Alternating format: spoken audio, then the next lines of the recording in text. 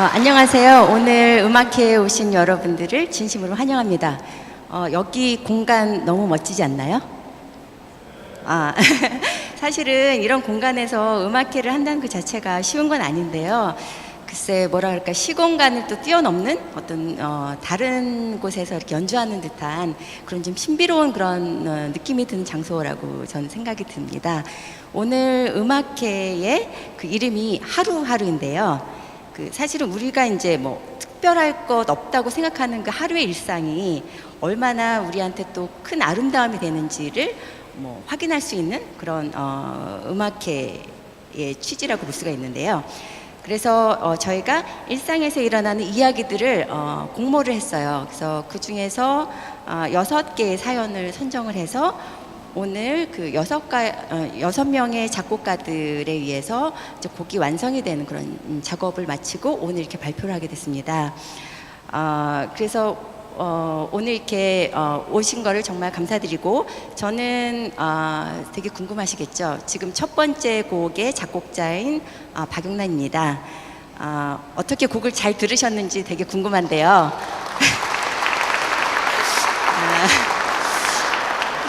사실은 제가 주인공이 아니고 조금 전에 연주한 그 곡은 사실은 그 임성규님의 사연을 읽고 작곡한 물음표에서 느낌표라는 곡인데요.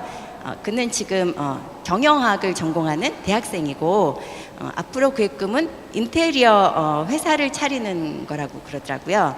그래서 사실은 뭐 학교를 다니면서 인테리어 공장에 나가서 뭐 짐을 나르고 청소를 하고 쓰레기를 뭐 이렇게 나르고 이런 일들이 참 쉽지는 않은데, 그의 꿈을 위해서 그는 너무나 하루하루를 소중히 지내는 걸 보고 제가 너무 감동을 받았어요. 그리고 처음에 이 템포가 되게 빠르게 나오잖아요. 그래서 그 공사 현장에서 느껴지는 어떤 소음 소리, 뭐 톱질 소리나 이렇게 그런 쇠 가는 소리, 그런 소리에 영감을 받아서 이렇게 곡을 쓰게 됐습니다. 혹시 오늘 임성규 씨 이 자리에 오셨나요?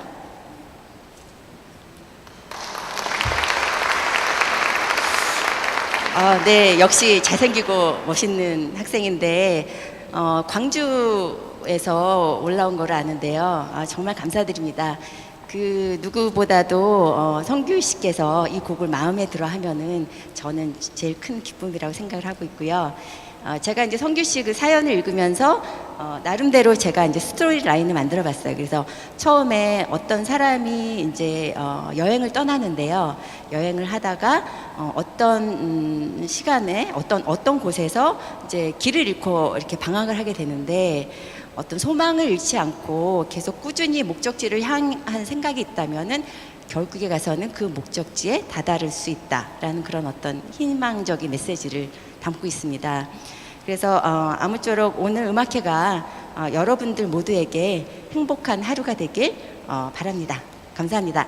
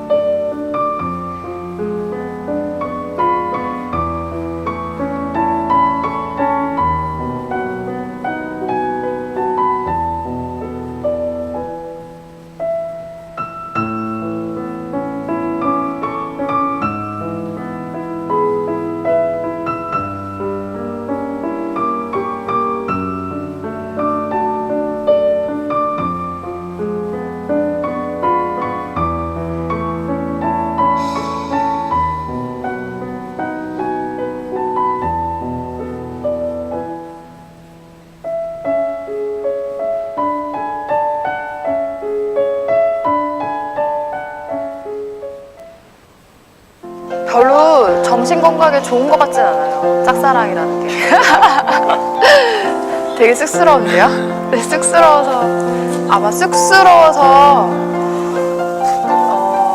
얘기를 못한 것 같아요. 이 사람이 첫사랑인 것 같아 라고. 그 사람이 되게 막 엄청 뭐 잘나고 특별하고 뭐 이렇다는 의미보다는 저한테 변화를 줘서 예. 변한 게요. 피아노를 다시 치고 싶고, 그다음에 책을 더 많이 읽고 싶고, 음악을 더 많이 듣게 된 것 같아요. 들으면서 그 친구 생각도 하고 그랬죠. 고맙다. 당신 덕분에 내가 더 좋은 사람이 된 것 같다.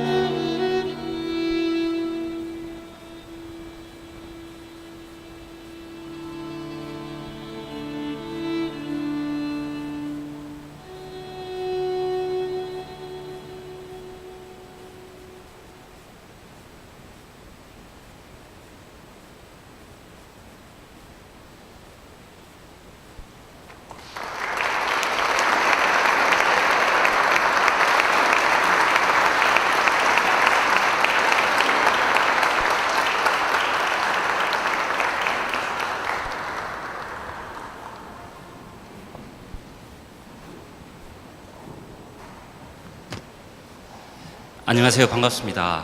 저는 지금 연주된 사랑이란 곡을 작곡한 작곡가 이강규라고 합니다.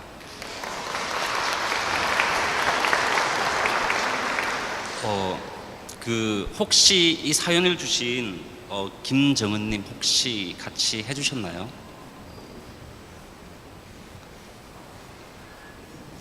네, 사실은 와 계실 텐데 좀 많이 쑥스러워하셔서 아까 영상에서도 보셨지만 쑥스러워하셔서 지금 일어나지 않으시는 것 같습니다. 네, 어쨌든 마음에 드는 곡이었으면 좋겠고 또 생각하시는 또 이루고 싶으신 사랑 꼭 이루어지시길 간절히 기도하겠습니다. 다른 분들의 사연을 가지고 곡을 쓴다는 것은 정말로 특별한 일인 것 같습니다. 적어도 제가 곡을 쓰는 동안에는 제가 그 사람들의 삶 속에 잠시 이렇게 들어갈 수 있는 어떤 그런 기회가 되는 것 같기도 하고 그분들의 삶을 조금이라도 같이 나눌 수 있는 어떤 기회를 갖게 된 것 같아서 아주 특별한 것 같습니다. 또한 이렇게 사랑이라는 주제로 이렇게 곡을 쓰다 보면 사실 많이 긴장을 하게 됩니다. 왜냐하면 저희가 이렇게 사연을 받아서 이렇게 곡을 쓰기 시작하는 그부터 실제로 연주회가 일어나는 그 기간 동안 짧게는 한 달, 길게는 한 2달 정도 될 텐데요. 그 기간 동안에 사실 어떤 일이 일어날지 사실 잘 몰라서 그 사연을 주신 분들이 계속 그 사랑을 계속 하고 계신지 아니면 다른 분으로 바뀌셨을지 이거 제가 잘 몰라서 제발 그분이시길 한 사랑만 하고 계시길 이렇게 많이 기도하는 마음으로 이렇게 곡을 씁니다. 그래서 이번에도 사실은 굉장히 많이 좀 걱정을 하면서 사실 썼습니다. 이렇게 짝사랑을 하고 계신데 혹시 이렇게 섣불리 다가가셔가지고 그 사랑이 지금 없어진 상황에서 이 공연을 하면 굉장히 좀 어색한 상황이 돼서 네, 그런 마음으로 많이 썼습니다. 그리고 이렇게 사랑이라는 주제로 다른 분들의 사연을 받아서 쓴 게 지금이 3번째가 됐는데요. 첫 번째는 실제로 첫 번째 그 연주회 때는 그 사연을 주신 분이 정말로 헤어지셨더라고요. 그래서 다른 분과 이렇게 연주회를 오시게 된 적이 있었고요. 그리고 두 번째 연주회 때는 결혼을 하신 분께서 이렇게 그 청혼을 하셨던 그 사진을 저한테 보내주셔서 제가 곡을 쓰게 되었는데 그때는 아직까지 한 가족으로 이렇게 연주회를 와주셔서 너무나 감사했습니다. 이렇게 사연을 이렇게 받아서 곡을 쓰다 보면 아까 말씀드렸듯이 정말 그냥 곡을 쓰는 것이 아니라 정말 그 사랑이 정말로 아름답게 계속해서 유지되기를, 또 이루지 못한 사랑이 있다면 정말 그 사랑이 이루어지기를 그렇게 간절히 이렇게 바라면서 곡을 쓰게 되는 것 같습니다. 이번에 사연을 주신 김정은님의 사연이 이제 35세 찾아온 첫사랑입니다. 정말로 정말 마음 깊이 그 사랑이 정말로 이루어지시길 간절히 바라도록 하겠습니다. 그리고 다음 순서를 소개해 드리도록 하겠습니다. 다음 순서는 우리 크리에이티브 디렉터로 지금 활동하고 계시는 박웅현님을 모시고 문화예술 교육에 대한 강연을 듣는 시간을 갖도록 하겠습니다. 혹시 여기 계신가요? 박웅현님? 뒤에 계시는군요. 네. 네, 박웅현님 나오실 때 많은 박수로 환영해 주시길 바랍니다. 감사합니다.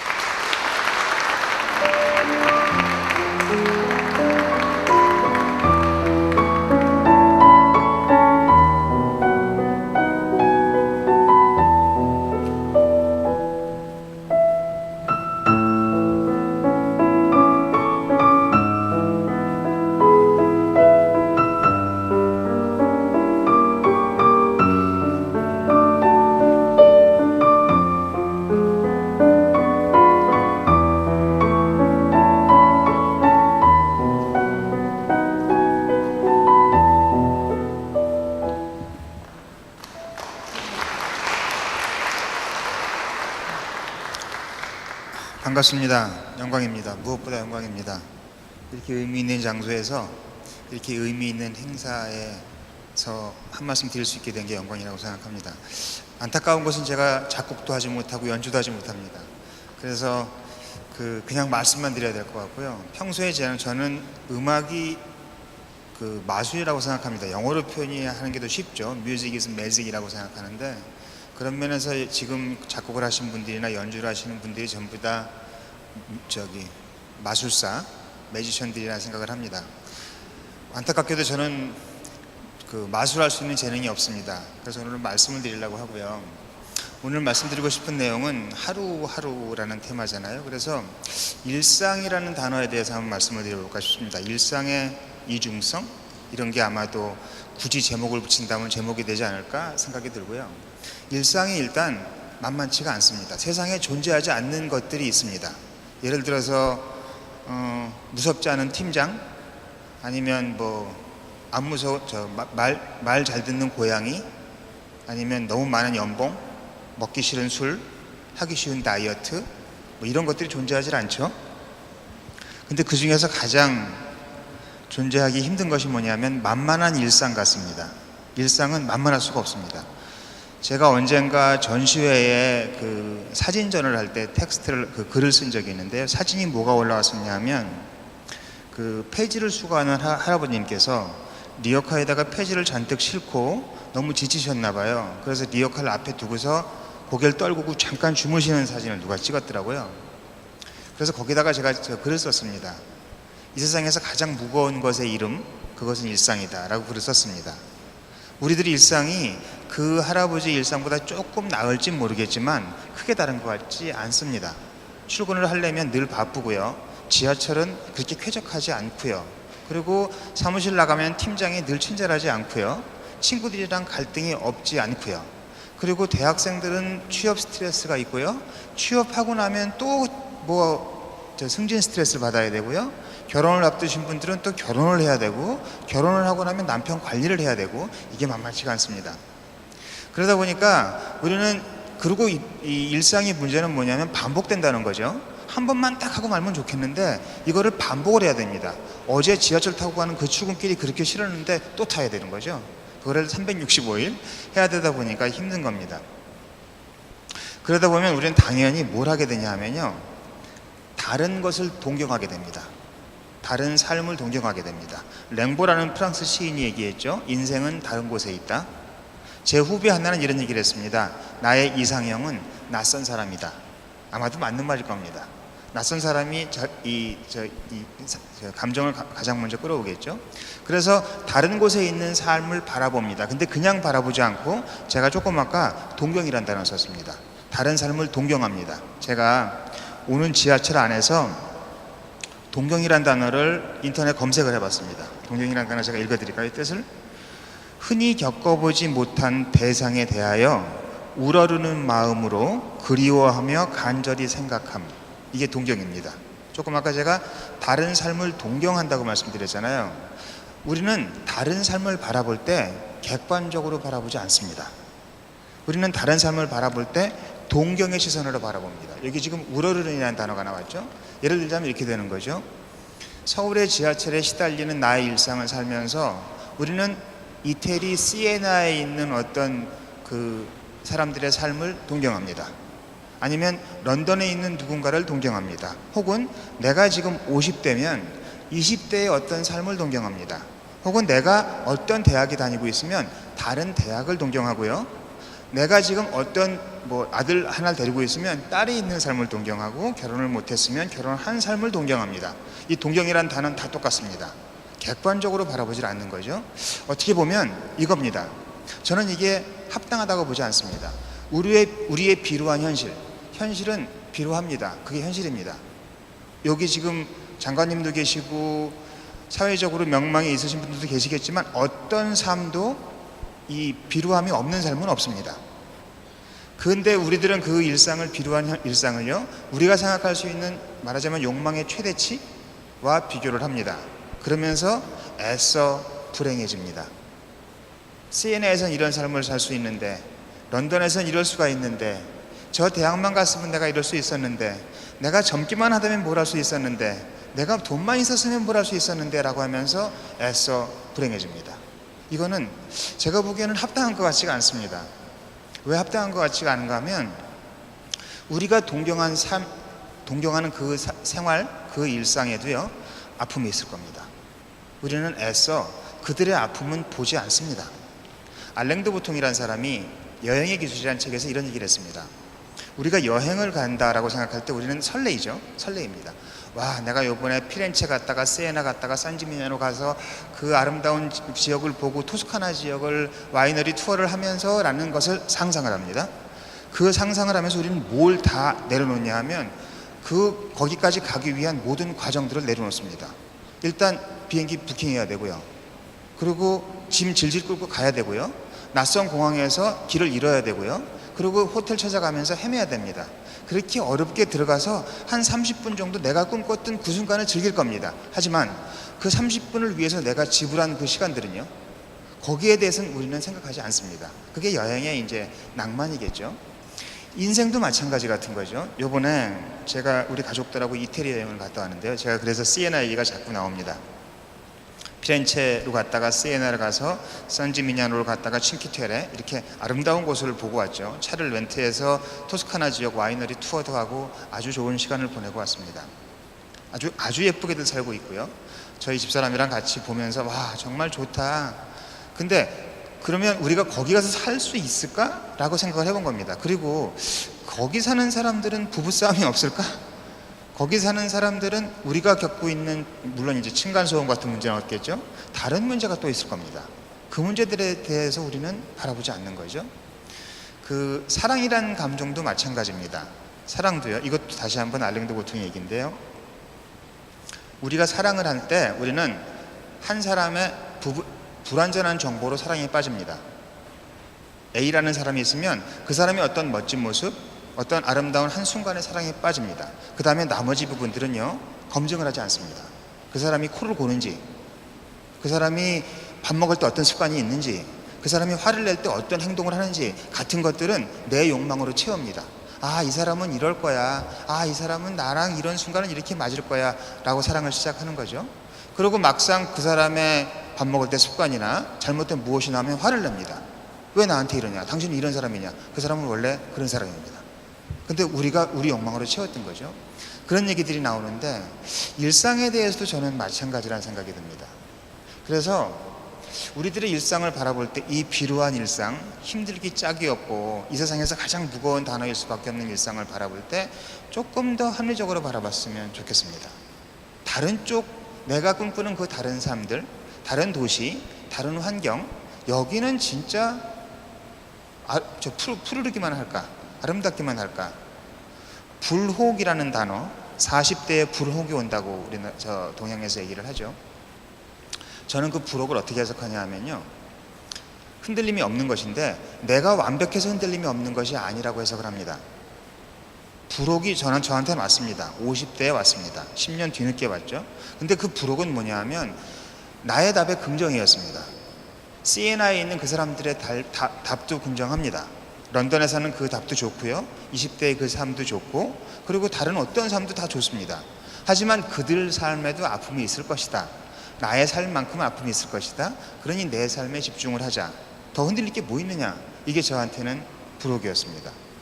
그리고 생각해 보면요, 비합리적입니다.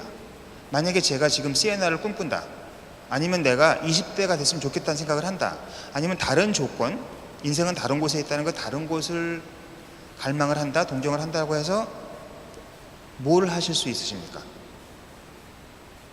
타임머신을 타실 수 있으십니까? 이태리에 다시 태어날 수가 있으십니까? 아니면 나를 홍길동처럼 분해해서 다른 곳에 가 있을 수가 있습니까?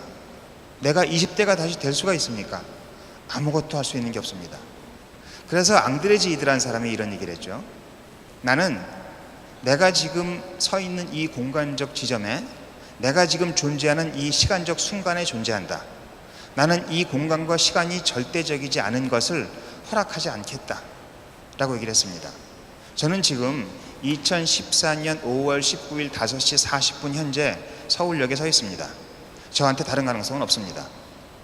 그러면 이 공간이 저의 유일한 행복의 공간이어야 하고요. 이 공간이 가장 좋은 저의 선택이어야만 합니다. 만약에 제가 다른 선택과 이 선택 중에서 이거를 선택한 다음에 여기서 후회를 하고 있다고 해도 바뀔 건 아무것도 없습니다. 바뀔 건 아무것도 없습니다. 그래서 삶을 대하는 자세가 달라져야겠죠. 제가 일상의 이중성이란 말씀을 드렸습니다. 일상의 이중성이란 말씀은 첫 번째는 비루하다는 말씀이고요. 두 번째는요, 그 비루한 현실이 우리가 행복할 수 있는, 말하자면 해방될 수 있는 유일한 공간입니다. 유일한 공간입니다. 그 유일한 공간을 존중하지 않고는 아무것도 될 수가 없다라는 생각이 듭니다. 물론 이렇게 말씀드리는 이 순간에도 날씨는, 계절은 지금 봄하고 아름다운 봄과 가을은 없어지고 있고요. 그 나가시면 또 갈등이 생길 것이고 지하철엔 사람이 많을 겁니다. 하지만 그럼에도 불구하고 여기가 내가 있을 수 있는 유일한 공간입니다. 그 지혜를 가져라 라고 앙드레 지에드가 얘기를 했던 게 아닌가 싶은 생각이 듭니다. 그래서 저는 일상을 사는 가장 좋은 방법은 저 혼자 생각하는 게요, 순간에 집중하는 겁니다.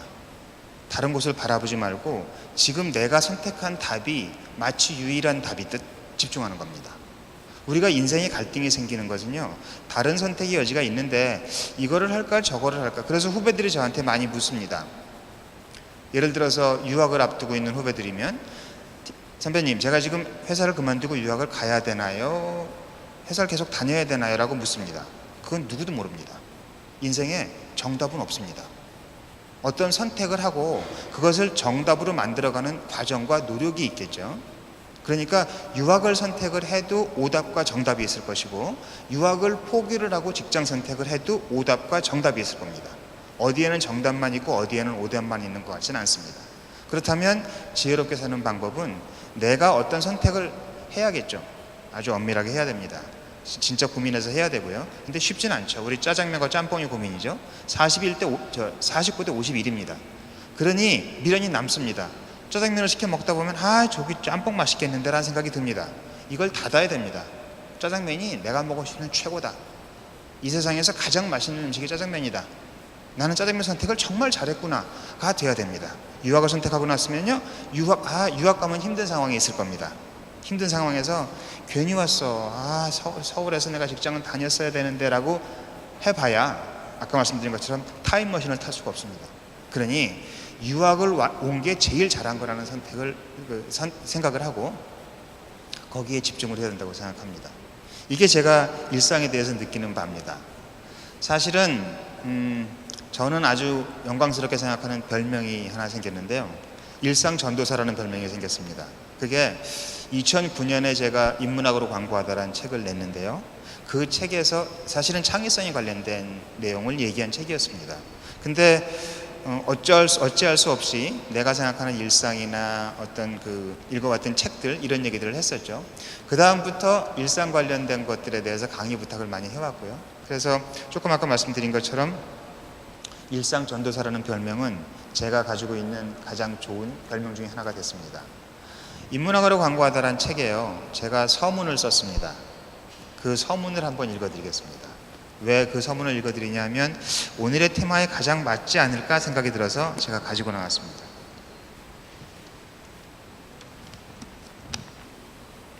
그 책의 서문이, 혹시 책을 보신 분들은 보셨겠지만 이렇게 시작이 됩니다. 제목이 뭐냐면 오늘 아침은 나의 보물입니다가 제목입니다. 그리고 글은 이렇게 들어가죠. 5시 40분 원하는 시간에 정확히 울려준 나의 알람은 나의 보물입니다. 그 알람 소리에 벌떡 일어나준 나의 몸은 나의 보물입니다. 솔직히 말씀드리면요, 새벽 수영 스트레스 많습니다. 그래서 이 밤만 되면 아침에 일어나기 싫어서 힘듭니다. 그래도 아침에 알람은 울리더라고요. 그리고 내 몸에 일어나 주더라고요. 그리고 그 몸을 수영장까지 데려다준 평범한 나의 차와 그 차의 창으로 잠깐 느낀 신선한 아침 공기는 나의 보물입니다. 뛰어들 때마다 저절로 좋다 말하게 만드는 수영장의 찬 물과 그 물을 헤칠 때 온몸으로 느껴지는 물살은 나의 보물입니다. 그리고 식탁에서 마주한 따뜻한 두부 한 모는 나의 보물입니다. 출근길 차 안에서 들은 파바로티의 목소리는 나의 보물이고 그 목소리에 선율을 만들었던 베르디라는 사람은 나의 보물입니다. 구름 사이로 내리비치는 햇살, 장마로 약간 불어난 중랑천의 물길, 삭막한 시멘트 벽면을 부드럽게 덮어가는 담쟁이 덩굴의 부지런함, 그 담쟁이 덩굴에서 볼 수 있는 총천연색 연두색의 향연, 천변에 아무렇게나 피어있는 노란 들꽃, 그 들꽃을 살짝살짝 흔드는 바람, 그 바람을 헤치는 자전거의 풍경, 그 위를 나는 이름 모를 새의 날개짓, 물새들이 가끔 보여주는 이륙과 착륙이 경이로운 몸짓, 거기에 간지러운 듯 반응하는 개천물의 흰 포말, 출근길에 만나는 이 모든 풍경은 나의 보물이고, 천천히 달리며 이런 풍경을 즐길 수 있게 만들어준 교통정체는 나의 보물입니다. 그 동부간선도로를 타보신 분들은 알겠지만 월요일, 특히 월요일 같은 날 출근길에 차는 센티미터 단위로 움직입니다.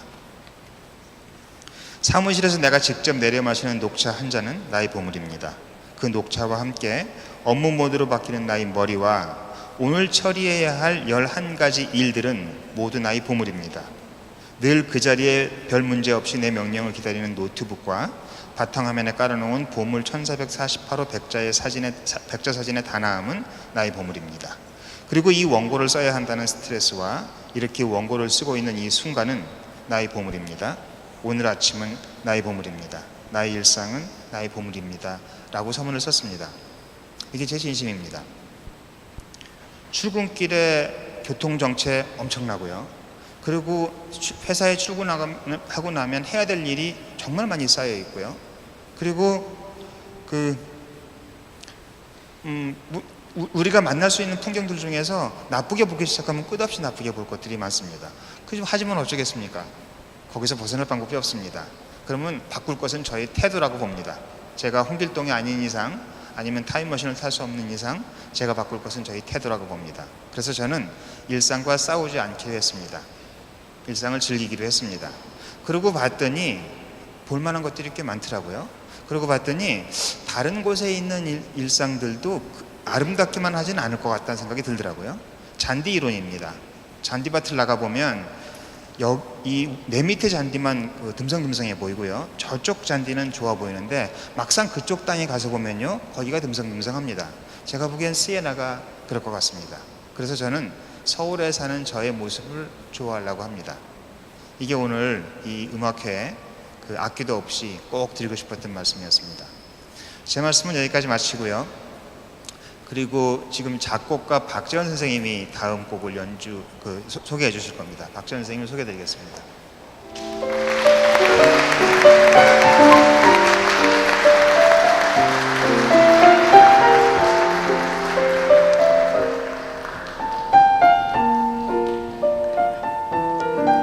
안녕하십니까. 작곡가 박재현입니다.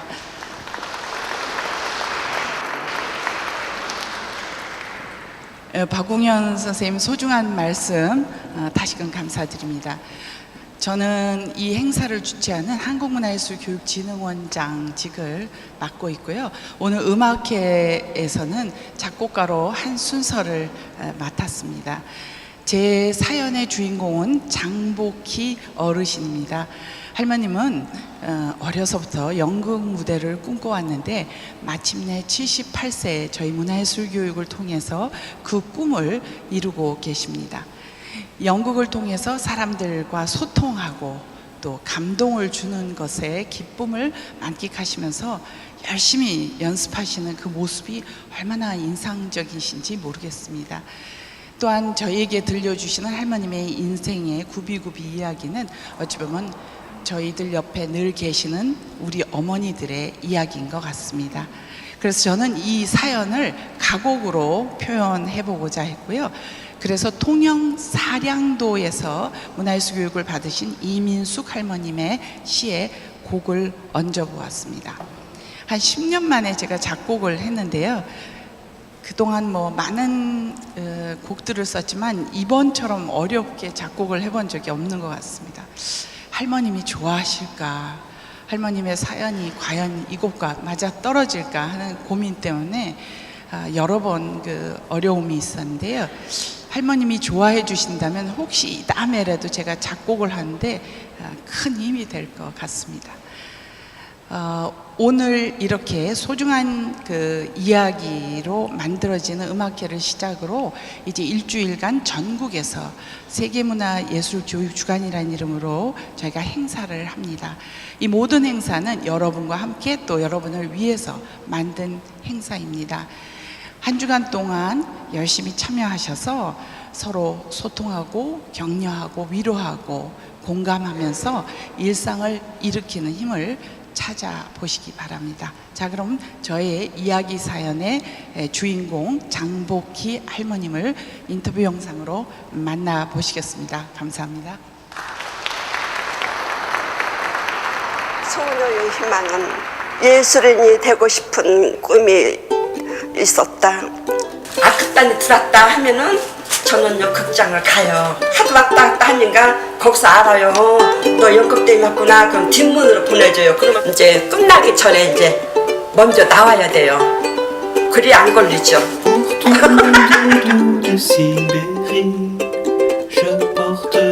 나는 누구인가?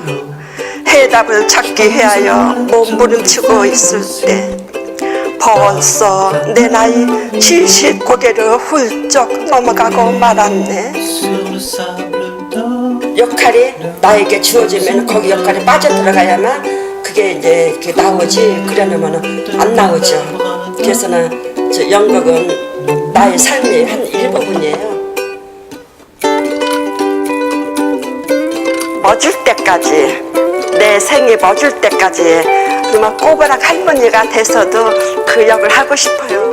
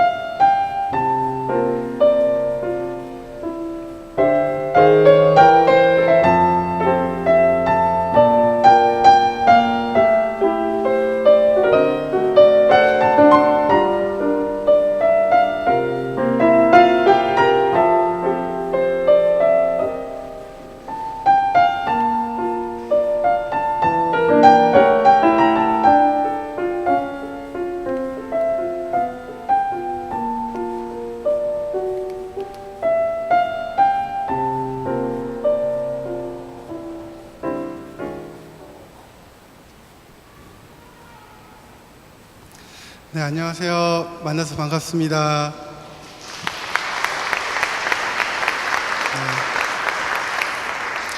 저는 작곡가 김범기라고 하고요. 이번에 이 꿈의 왈츠를 작곡하였습니다. 이 왈츠는 특별히 우리 장수군에서 꿈의 오케스트라 단원으로 활동하고 있는 우리 이우연 양의 사연을 듣고 작곡을 했는데요.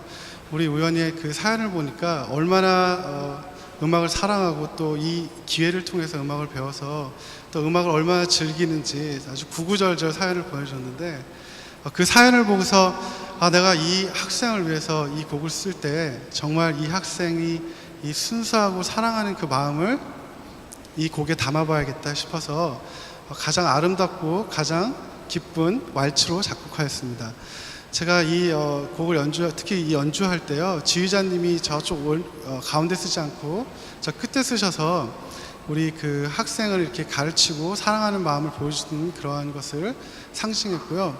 또 하나는 우리 우연이가 오늘 제가 얘기를 들어보니까 이렇게 큰 무대에 서는 게 처음이라고 합니다. 서울도 거의 처음 올라와서 오늘 우연이가 올라올 때 우리 여기 기분 네 분께서 아주 큰 박수로, 정말 가장 큰 박수로 우리 응원해 주시기를 부탁드리겠습니다. 감사합니다.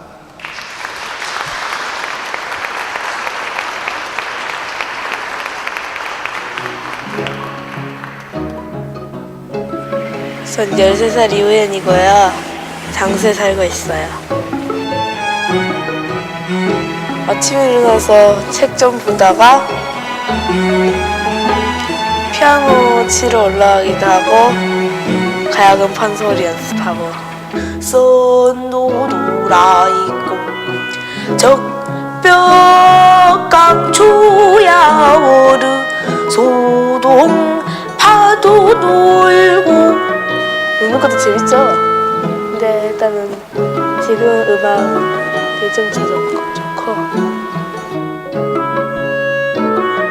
일단 음악을 제일 하고 싶고요. 하여튼 하고 싶은 게 아주 많아요. 완전.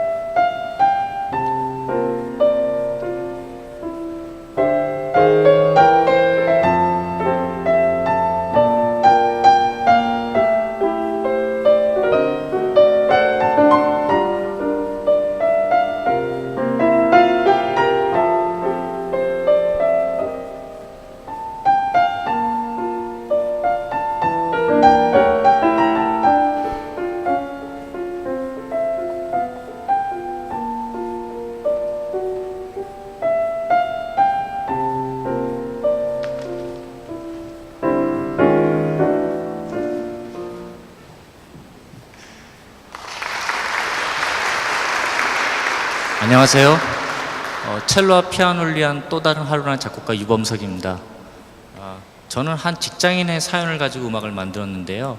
이 직장인이 뭐 여느 직장인과처럼 저는 직장인의 그 아침부터 저녁까지의 때론 그 안에서 슬픈 일도 있고 기쁜 일도 있을 거 아닙니까? 그런 경과에 대해서 음악을 써봤고요. 이 사연의 주인공은 어린 적부터 아버지와 더불어 음악과 예술, 그런 문화적인 활동에서 많은 영감과 힘을 얻었다고 합니다. 오늘 이 사연의 주인공이신 그 유진용 문화부 장관님께서 이 자리에 오셨는지 모르겠네요. 혹시 계시면 자리에 좀 일어날 수 있을까요? 예, 박수 드리겠습니다. 네, 반갑습니다.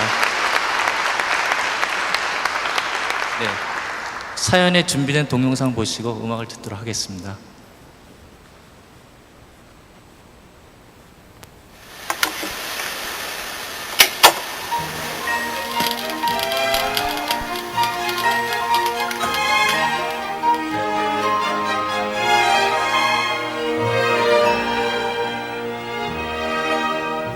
sul mare luccicana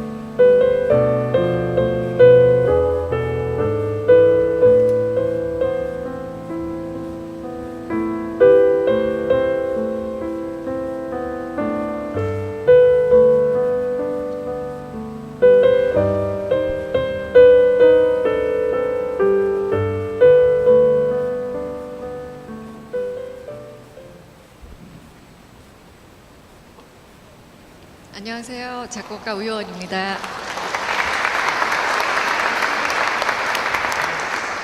네, 오늘 이렇게 멋진 공간에 또 이렇게 멋진 분들이랑 이런 자리를 함께 할 수 있어서 너무 기쁘게 생각합니다. 제가 이 공간을 이 연주를 위해서 지나오면서 정말 새삼스럽게 다시 뵌 분들이 있어요. 누구냐면요. 원래 제가 사연을 받은 분은 안광수라는 분이세요. 그런데 특별한 사연을 갖고 계십니다. 원래 홈리스 노숙자였었다가 비기슈라는 잡지 아세요?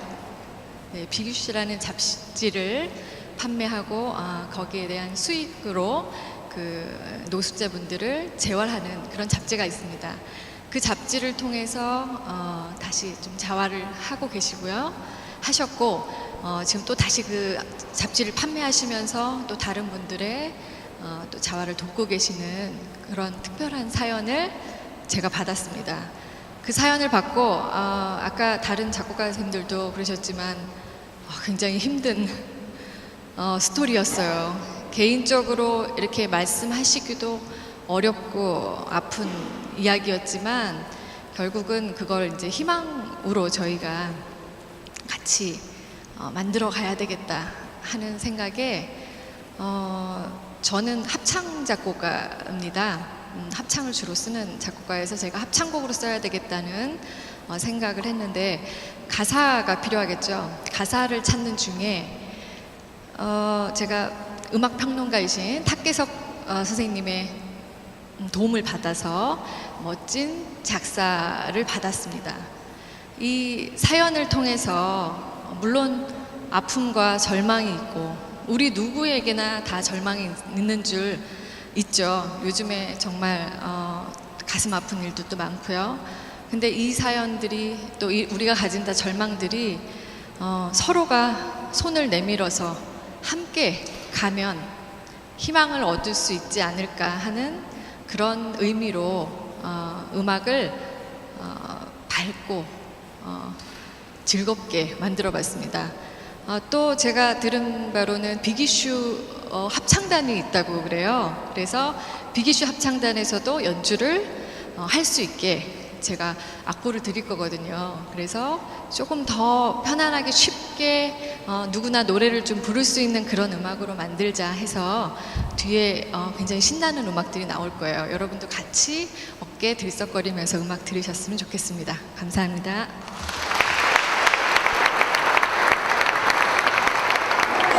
그 쓰는 용지를 주었지만 그 일상을 쓰라기에는 칸이 조금 협소하더라고요.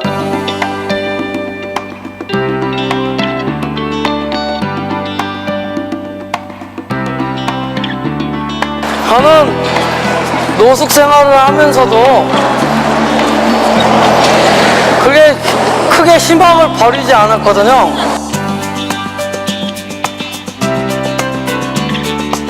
처음에는 긴가민가 했었죠. 그 하루에 뭐 4-5건이나 팔겠냐. 이 비기슈라는 일을 하면서 삶의 방향을 다시 바로잡고 다시 자신감을 가지고 제2, 제3의 인생을 살아갔으면 좋겠습니다. 안녕하십니까. 사랑과 희망의 잡지 비기슈입니다.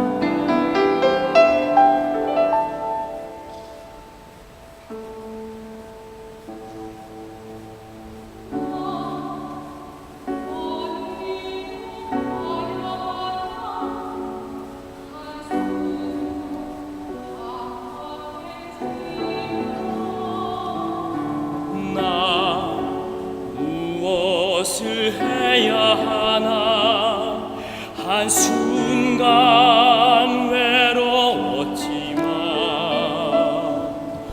우리 가는 길에 어둠 닥쳐와도 언제나 희망이